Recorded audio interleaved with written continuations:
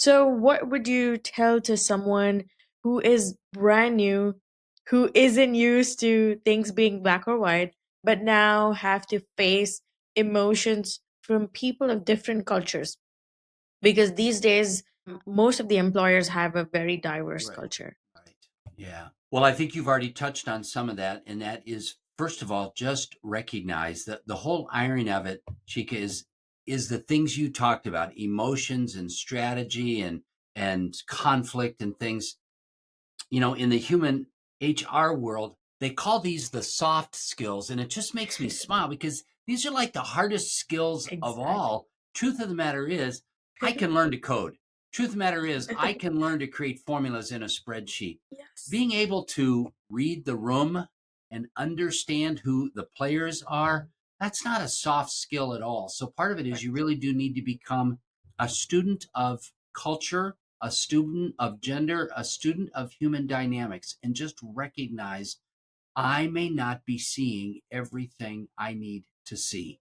I Mm. remember when I first started traveling internationally, I spent quite a bit of time in the early 2000s on the road. I've got 5 million frequent flyer miles from working with clients globally and just recognizing I'm working with a team in Japan and they're not giving me anything.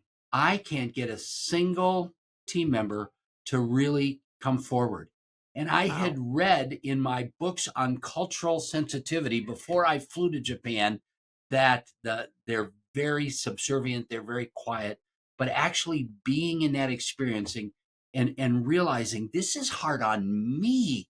I Yeah. want more feedback and recognizing, a good leader has got to meet the team member where they're at. And then I flew from Japan on this multi-leg trip to Australia where it's just like, hey, we start drinking beer at 10 o'clock in the morning and we're best friends with everybody. Hey, mate. And all of a sudden you realize the challenge is different. Yes. Japanese culture, they're too respect worthy. I want them to challenge my leadership some. And the Australian, it's like I feel like I'm fighting for every ounce of respect I can get. Whose job is it to be able to move in those dynamics? It's the leader's job to understand cultural, gender, geographic sensitivities